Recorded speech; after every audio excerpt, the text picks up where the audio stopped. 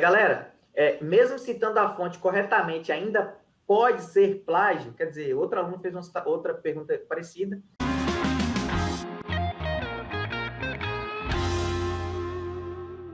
Sim, nós vamos ver os tipos de plágio a seguir, ok? Então, vamos lá.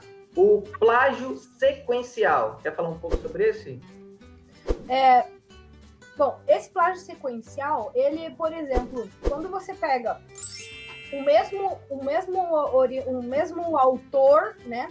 Eu vou pegar o Tibble, tá? E eu vou começar a citar o Tibble em todas elas. Eu vou, no primeiro parágrafo, eu cito o Tibble, no segundo parágrafo, eu cito o Tibble, no terceiro parágrafo, eu cito o Tibble. E como eu tô falando do mesmo assunto, é interessante não, se é para fazer isso, né?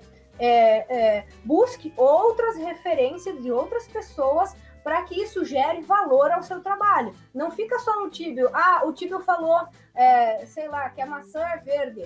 Aí depois embaixo ele falou assim, o Tibble falou que a maçã é verde, mas ela tem pintinhas brancas. Então procure quem mais fala. Estou dando uma citação bem chula aqui, tá? Mas assim, quanto mais simples, eu acho melhor para as pessoas entenderem, né?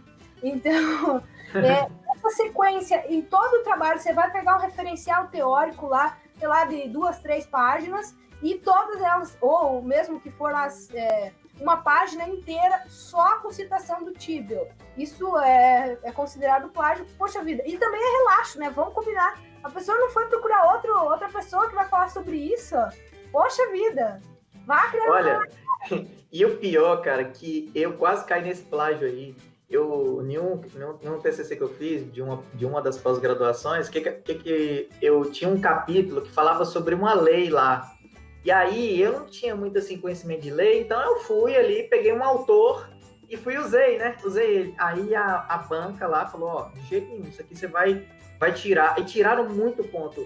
Eu só tive esse erro, minha nota caiu para 8,5, entendeu? Só um erro que eu cometi.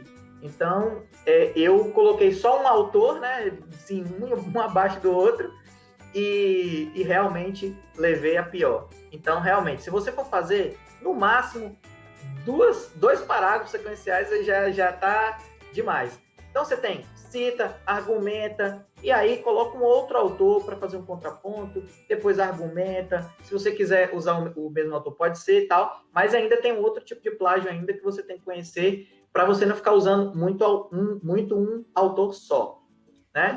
Eu vou colocar só mais um ponto aqui, só para dificultar um pouco a coisa, né? Mas entenda o seguinte, por exemplo, se eu tenho um teórico que é a minha base de tudo. Por exemplo, eu vou falar sobre discurso. Quem fala sobre o gênero de discurso, quem cunhou essa teoria de gênero de discurso foi o Bakhtin, lá em 1945, se eu não me engano, tá? E ele vai reger todo o meu trabalho, certo? Então, assim, eu não posso fugir muito dele, mas o que eu posso fazer? Como muita gente já falou sobre ele, então eu começo falando dele, e falando da teoria dele, explico um pouco a teoria dele, e aí lógico que eu vou ter que usar pelo menos essas 2 citações dele, né, e vou embasando, e depois eu vou procurar outras pessoas que também falam sobre o mesmo assunto, tá? E aí eles vão falar sobre esse assunto, sobre o gênero do discurso, mas eles vão colocar a visão deles e mais um pouco. Então, ele que é o meu teórico da minha linha, né, de pensamento sobre o qual eu vou escrever, mas tem outros artigos publicados. Como ele é muito antigo, então eu vou... Você está falando de... Né, é a Laurence Bardan? É Laurence ou é outro? Não, é o Bakhtin. Mikhail Bakhtin, o nome dele.